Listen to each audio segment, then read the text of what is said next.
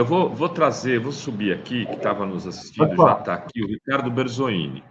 Eu quero botar ele na roda aqui, porque ele está te ouvindo também, e eu quero... Vai até onde você puder falar, Zé, mas assim, que projeto é esse do ponto de vista? É um projeto para trabalhar empreendedorismo? É um projeto para trabalhar o debate com a religião? Projeto que envolve 100 pessoas? É um projeto que envolve 10 mil pessoas? Berzoini está sabendo de algo? Se o pastor não pode falar, o Berzoini pode? Não está sabendo de nada? Então, eu queria entender, acho que a nossa audiência quer. Eu sei que você tem que tomar cuidado, não quero que o pastor seja demitido antes de assumir.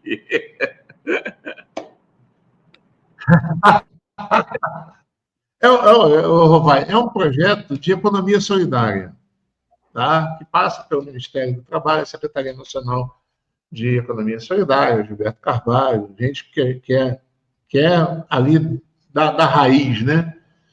E que luta por isso há muito tempo. E aí é um projeto muito bonito, é um projeto muito forte, e isso eu achei genial, porque não é uma luta contra o empreendedorismo, mas é trabalhar a partir do empreendedorismo uma outra ótica, o empreendedorismo social, o empreendedorismo onde todo mundo ganha.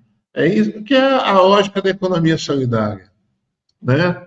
E isso, como você entra nas periferias hoje, você entra dialogando com duas forças lá. Ou você dialoga com o tráfico, ou você dialoga com as igrejas. E a gente está preferindo dialogar com as igrejas. Então, é aqui que eu entro também, é aqui que a gente vai orientar e tentar fazer chegar nas periferias, porque aí aquilo que eu sempre vivo falando aqui, Romai, não adianta o governo tentar negociar por cima com esses grandes pastores. Esses caras são pilantras. Não adianta negociar com o Macedo, não adianta negociar com o Malafaia, não adianta negociar com esses caras, porque esses caras, uma hora ou outra, dão com o pé nas costas, entendeu? Agora, se a gente consegue ir por baixo, conversando com os pastores que estão na periferia, a maioria esmagadora deles, trabalhadores, assalariados, gente que trabalha nos mais diversos postos, que tem carga dupla, que são pastores mais por vocação do que por dinheiro. É gente pobre que é pastor na periferia. Você quer ver uma coisa? Você não vê uma universal na favela. Não existe igreja universal na favela. Entendeu? Porque não dá dinheiro. Então, esses pastores que estão na periferia, é aí que a gente quer conversar, é aí que a gente chega para dialogar, e é aí que pode acontecer muita coisa nesses próximos 2 anos.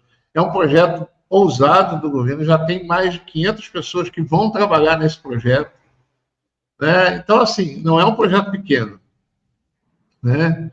Maravilha. Pastor, deixa eu passar aqui a palavra para o Berzoini, porque eu queria ouvi-lo em relação àquela pesquisa dos evangelhos. Acho que ele ouviu uma parte do que o pastor falou, apresentou. Queria ver a percepção, porque o Berzoini estava lá, em 2002, no começo do governo, 2003, né? Assumiu com Lula o primeiro governo. Se ele viu esse filme acontecer, e como ele pode falar do ponto de vista político, o que ele acha que pode ser feito aí, Ricardo? São 22 anos, né, Roberto? Esses 22 anos mudou muito o cenário da periferia do Brasil. Você pegar o que era a presença dos evangélicos neopentecostais da periferia, era muito menor do que hoje. Você tinha a Universal crescendo, a presença da Assembleia de Deus já consolidada, algumas outras denominações que tinham também uma presença desigual no território, mas o fato é que cresceu muito, e quando fala que cresceu, a principal característica desse crescimento é que ela não é só religiosa. Aliás, não é nem majoritariamente religiosa, ela é comunitária. Há uma relação comunitária, de solidariedade, de busca de atendimento psicológico, de apoio para os casais, de apoio do desemprego, E eu creio que a esquerda, nesse período, fez menos isso do que fazia no passado. A esquerda brasileira, ela retrocedeu em capilaridade. Então, é preciso entender que eu estava até dialogando esses dias com um militante muito importante da Zona de São Paulo, que ele me dizia justamente isso, sabe? Nós continuamos no território, mas em menor número e menor intensidade. O que o PT cresceu na instituição, ele reduziu o trabalho de base. Eu tenho insistido desde a época do golpe, que se não houver um processo planejado, e eu fico feliz com essa novidade que o Barbosa não pode falar completamente porque não foi lançado, porque pode ser uma iniciativa que, ainda que incipiente, promova, digamos, uma ocupação territorial com base num tema importantíssimo, que é o que se chama hoje de empreendedorismo, na verdade, é por conta própria. Eu morei na cidade de Mar, rodei Grajaú, Cidade Dutra, Pedreira, toda aquela região da Zona Sul de São Paulo, Guaianazes, Itaquera, Lajeado, na Zona Leste, e Zona Norte, brasileira. Gente, o que mais tem nessas regiões não é assalariado. O que mais tem são pequenos empreendedores, de todos os tipos. A lojinha informal, a lojinha formal, mas com muita coisa informal dentro, a oficina, o quebra-galho, o vendedor, e até o meio do tráfico, que eu chamo. O meio do tráfico que é o pequeno comerciante de maconha, lá da periferia. E não vou entrar na discussão sobre a legalidade, mas tem muito também. Não precisa dialogar com esse pessoal, o tempo é curto, né? Nós estamos entrando já no pós-carnaval de 2025, mas há tempo para mudar um pouco a percepção que eles têm, muitas vezes, inclusive, do governo. Porque, veja bem, como a taxa de juros é muito alta no Brasil, muitas vezes eles olham para o endividamento e colocam a culpa no governo federal. Quando a culpa é dos banqueiros, é do Banco Central, que não é mais um órgão diretamente ligado ao Poder Executivo formalmente. Mas agora o Galípolo está lá e podia fazer muito por isso, que é reduzir o spread bancário para que essas pessoas pequenas não tenham que pagar 5% ou 6% ao mês para ter um capitalzinho de giro mínimo, R$5, R$5, vivem se endividando para poder manter seu negócio. Sinara, você pode ler para a gente os últimos superchats? Claro. Olha só, Sérgio Souza mandou um superchat. Errar é humano, e o Cacai, que admiro, errou feio. Roupa suja se lava em casa, e piora a cada vez que o Cacai se explica. Diz que ministros concordaram. Paula Beiro já leu essa, né? Quem tem vida orgânica no partido sabe disso muito mais. Valéria, eles já tomaram conta do Conselho Tutelar. Está falando sobre os evangélicos. Marcelo Fábio Vita mandou um superchat. Bom dia, Rovai Zinara. Cacai expressou um sentimento geral. Décio Amadil, será que o Cacai não sabe das 1000 dificuldades do governo e não sabia das consequências da sua carta? Por favor, né? Andréa Cristina, o governo precisa mover ações sociais, consultórios itinerantes, ações culturais. Pastor não fala agora, tem boi na linha.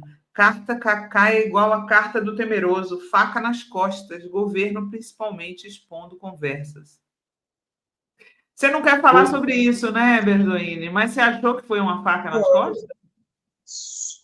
Sobre a carta, especificamente, eu acho que eu não devo falar. Ô, Berzoini, deixa eu pedir um favor, ficar mais perto do microfone da tua câmera, porque o som está baixo. Assim? Melhorou. Então, eu creio, para ser bem assim objetivo, o Cacai expressou um sentimento que muita gente comenta.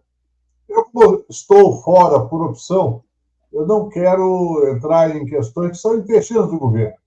Mas o fato é que muita gente comenta a dificuldade de interrupção, muitas vezes até a pessoa consegue a interrupção, mas não tem consequência. Tem muita gente do setor cultural insatisfeito. E é óbvio que não podemos cobrar do Lula a solução para tudo, mas ele é o presidente. E, por exemplo, há muita reclamação em relação ao funcionamento da chamada coordenação política. Eu quero dar um exemplo, só para entender, não é uma crítica direta, é simplesmente um exemplo de como, às vezes, as coisas podem ser melhor planejadas. O governo chamou uma reunião para discutir o preço dos alimentos. Parece que havia 5 ministros na reunião. Portanto, a expectativa que se criou é que dessa reunião sairia um anúncio de medidas concretas para enfrentar uma questão que o governo não tem tanto poder assim, porque depende do mercado internacional e do mercado local. Mas o governo gasta muito dinheiro com o plano safra. Então, portanto, em tese, tem um poder de interlocução grande com o setor e tem um ministro da Agricultura que é do setor, além de ter um ministro do Desenvolvimento Agrário que é bem relacionado com a agricultura familiar. Portanto, a expectativa que se criou é que vão sair da reunião porque já prepararam medidas e vão anunciar medidas concretas. Aí, quando sai da reunião, a coletiva, na minha opinião, não foi preparada, o que cada um ia dizer, e eles só tinham, digamos, possibilidades de, talvez, quem sabe. Na minha opinião, eventos como esse desgastam o governo, tanto quanto o PIX. Isso daí pode estar ocorrendo por falta de coordenação política, planejamento do que vai ser dito em cada momento. O governo não pode ser pautado, o governo tem que pautar. Quando você tem um assunto como esse, delicado, que é preço de alimento, você tem que pensar o seguinte: ou eu tenho algo muito importante para dizer, ou eu vou tratar de outro assunto. Eu vou criar outra pauta. Porque, como eu disse, não é um assunto de fácil solução.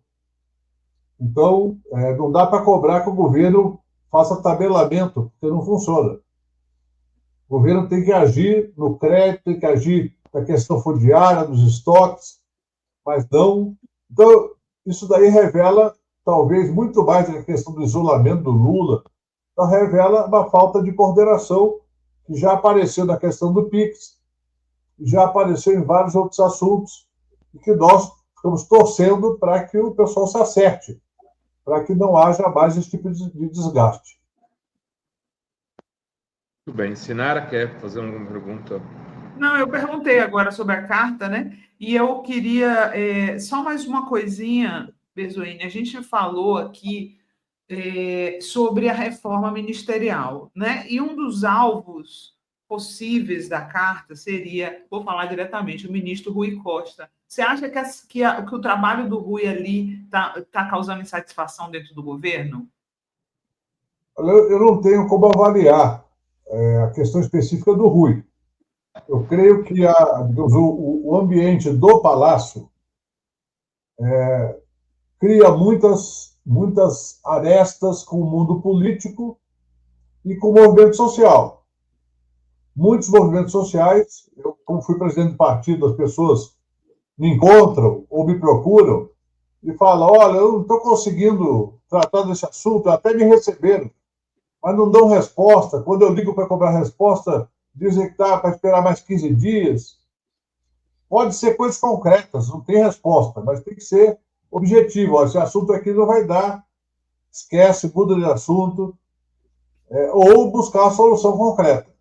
Uma outra questão que eu acho que é um problema de todos os governos, aconteceu no governo Allende, no Chile, aconteceu no governo Lula I e aconteceu no governo Dilma. É uma visão administrativista. Olha, eu vou fazer tal programa, que é um programa bom, que vai atender o povo, vai dar bom resultado, e as pessoas vão entender porque elas têm que entender. Aí entra a questão da pedagogia da política. Ou seja, se você não tiver uma estratégia de comunicação, eu não estou falando do trabalho do Sidônio só, não, estou falando do trabalho do governo, uma estratégia de comunicação, como o Renanzinho faz bem feito. O Renanzinho tem feito de uma maneira bem competente. Não sei ainda qual é o resultado, porque também não sei medir, não tenho nenhuma pesquisa específica sobre o trabalho dele, mas para mim me parece competente. Que é exatamente mostrar para as pessoas daquilo que vai de fato atingir. Por exemplo, a questão do desemprego. Gerou 3 milhões de empregos, quase 4 milhões de empregos. É ótimo. Mas para quem continua desempregado, passa a ideia de que é uma coisa artificial. Para quem já estava empregado, muitas vezes, se ele não for bem politizado, ele acha, não, mas isso não é comigo, eu já tenho emprego, até sou servidor público, tenho estabilidade. Então, assim, nem tudo que é bom para todo mundo. A não ser que a pessoa for muito politizada e ela goste da boa notícia, mesmo que não beneficie ela pessoalmente, como muitos de nós somos, né? A gente gosta que aumenta a renda, aumenta o número de empregos, mesmo que não vá atingir nem a mim, nem ninguém da minha relação pessoal. O Berzoini, do ponto de vista político, você acha que esse, digamos assim, realinhamento do governo, tentar arrumar essa coordenação política, tem que ser feito agora na reforma ministerial? Ou seja, o que eu quero dizer, assim, vamos dizer que o Abel está lá vendo o time jogar. Ele muda os jogadores ou ele muda a tática e joga com os mesmos jogadores que estão em campo? Eu não sei como estão sendo as reuniões no Palácio, mas eu recomendaria que todos os ministros que representam partidos se reúnam pelo menos uma vez por semana. O Lula tinha, no governo Lula II, ele adotou a prática do conselho político. Na época eu era presidente do PT, eu não estava no governo. E me reunia, participava das reuniões como vários presidentes de partido eram convidados para a reunião. Os partidos da base, os seus presidentes, mesmo que não fossem parlamentares, eu era parlamentar, mas era uma circunstância, eram convidados para participar. E o líder da Câmara e o líder do Senado. Aí, por exemplo, o Guido Mantega, que era ministro da Fazenda, ia lá e expunha uma proposta que ia ser apresentada para o Congresso. E abria-se o debate. É claro que o debate não era deliberativo, mas era um debate que propiciava uma participação grande. Então, a coordenação política não pode ser os ministros do Palácio apenas. Não pode ser os ministros do Palácio, mas os líderes. Tem que reconhecer que é um governo de coalizão, que essa coalizão vai do centro-direita até a esquerda. Então, essa é outra confusão que eu acho que é importante nós todos entendermos. Esse não é um governo do PT. O presidente Lula é do PT, mas é um governo de uma frente de partidos, onde o vice-presidente era nosso adversário até pouco tempo atrás. Onde alguns ministros votaram no Bolsonaro. Alguns ministros que estão com o Lula hoje votaram no Bolsonaro. Então, precisa entender que essa negociação política ela tem que ser verdadeira, não pode ser só formal. Ainda que, para muita gente da esquerda, isso seja desagradável. Mas é a vida. A esquerda brasileira nunca elegeu, em nenhuma das eleições que nós vencemos, mais do que 130 deputados e mais do que 20 e poucos senadores. Então, ou a esquerda muda esse patamar, ou teremos sempre que conviver com governos de coalizão, com o centro até com a centro-direita, como foram todos os governos nossos até hoje. Muito bem. Sinara, pastor, quer fazer alguma pergunta? Berzoini, como é que você está vendo o governo Lula? A maior dificuldade que o governo Lula, em tua opinião, vai enfrentar esse ano? Estão dizendo, todo mundo dizendo aí, os analistas, que vai ser um ano difícil. Para você, qual vai ser o maior desafio? Aliás, eu tenho dito sistematicamente que vai ser um ano muito difícil. Porque, embora tenham vários programas de governo que estão maturando, ou seja, estão entrando numa velocidade que dá para apresentar mais resultados, nós temos juros altos, inflação alta.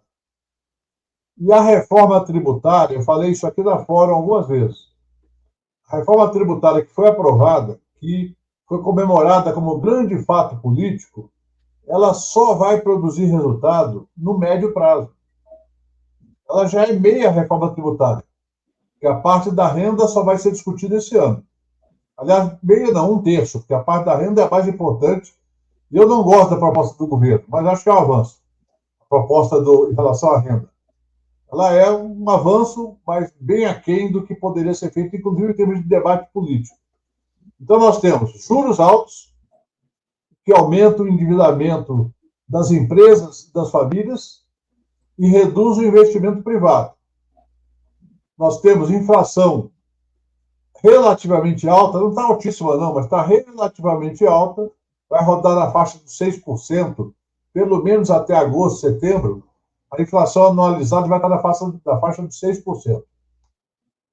E nós temos, infelizmente, ainda um sistema tributário que é muito ruim para a economia real. Então, esse é um desafio econômico. Na parte, digamos, das políticas sociais, é preciso, talvez, reforçar o discurso. Qual é a trajetória? Por exemplo, o que foi feito da educação? Pé de meia. Tanto pé de meia de estudante, quanto pé de meia para a licenciatura. Da saúde, o esforço de fazer mais cirurgias eletivas.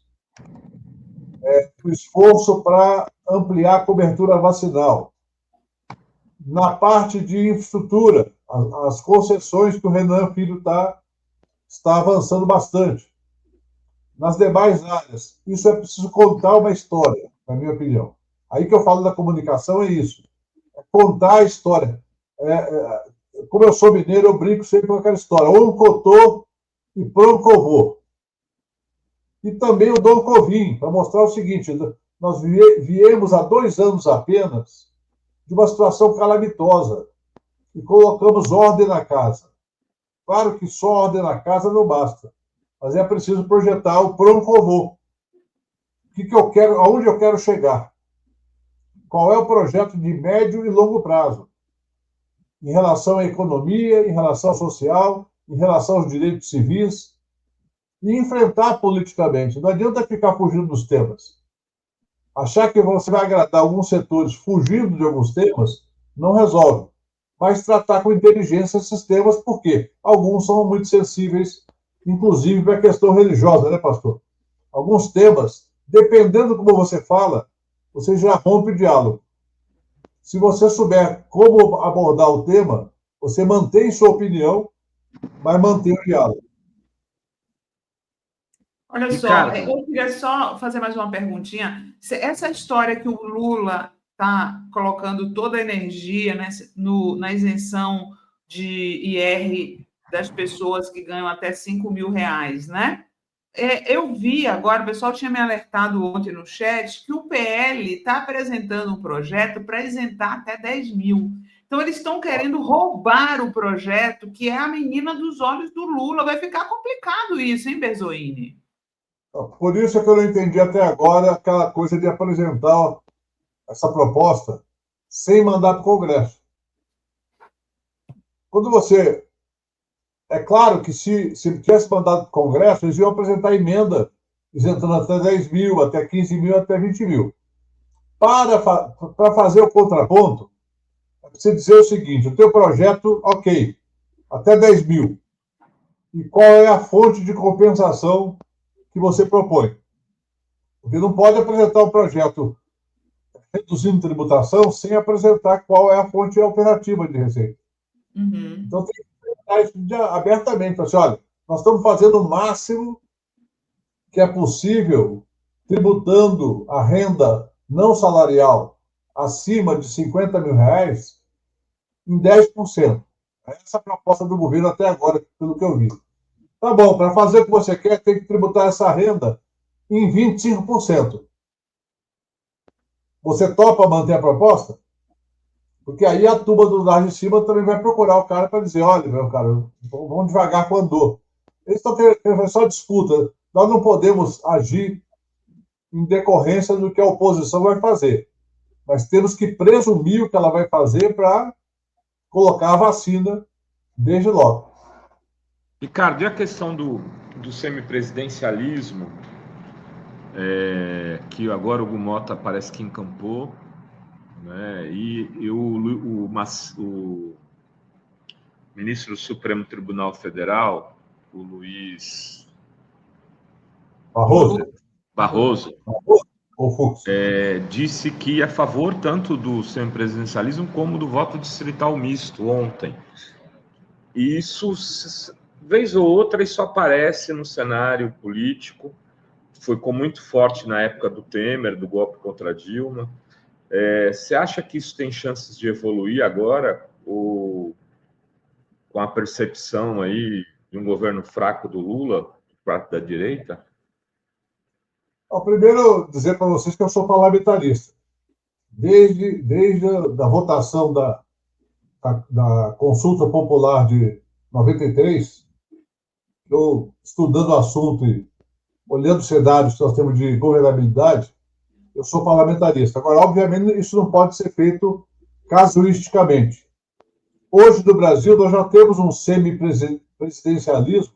Sim. Desde que foi aprovada as emendas parlamentares obrigatórias e que foram ampliadas com o orçamento secreto, ou essa quantidade enorme de emendas que cada parlamentar tem.